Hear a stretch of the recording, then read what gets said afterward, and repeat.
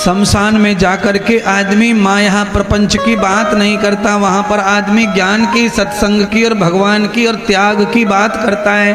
क्यों? वहां वैद्यनाथ बैठे हैं, इसीलिए वैद्यनाथ भगवान जिस भूमि में बैठे हैं वहां जाने वाला अपवित्र नहीं होगा।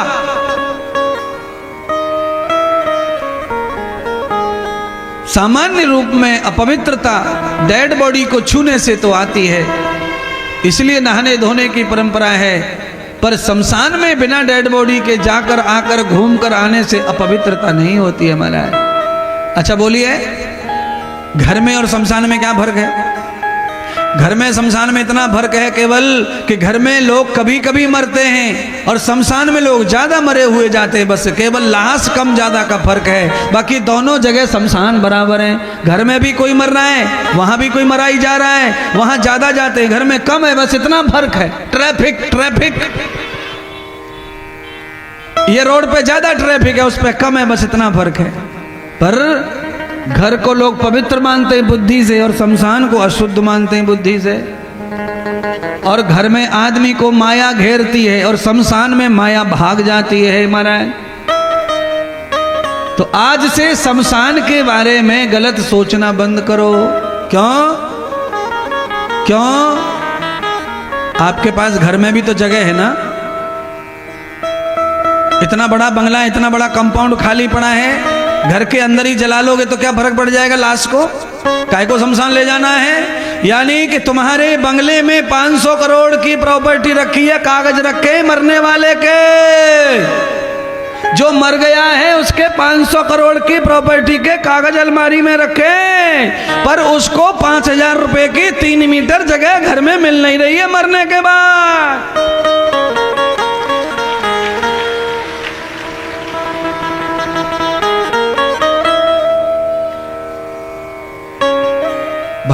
भाई महाराज तुमने तो पर्दा खोल दिया।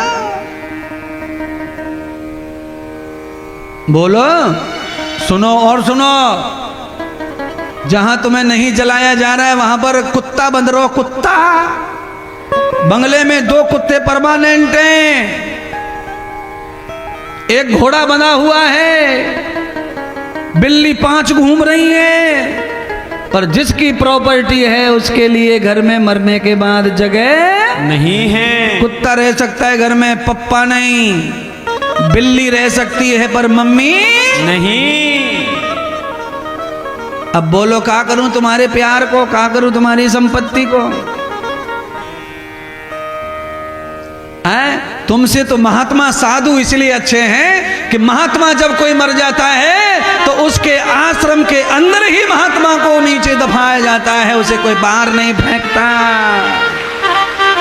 महात्मा अपनी कमाई कर लेता है भजन ध्यान की, उसके आश्रम में ही उसकी समाधि बनती है। महात्मा पे ज्यादा कुछ होता भी नहीं है तो भी पुज गया।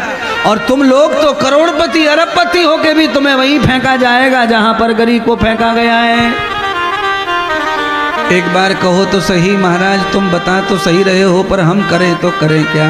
मैं आपको ये बताना चाहता हूँ कि अगर आपके पास में जमीन है, खेती है, खलियान है, तो अपने अपने शरीरों को अपनी ही जमीन में जलाने के लिए कागज पे पहले लिख के और अंगूठा लगा के तहसीलदार की मोहर लगा के रख दो मरने से पहले।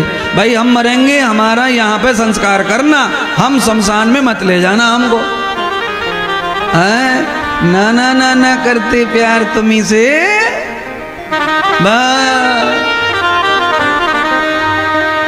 घर वाले कितना भी लिख के रख जाओ, बहुत कठिन है कि तुम्हारी आज्ञा का पालन करें। क्यों? जिंदगी भर इस बाप की कमाई खाई है ना, जिंदगी भर जिस बाप की कमाई खाई है उसी बाप के मरने के बाद बेटे को भूत बन के सता रहा है बाप।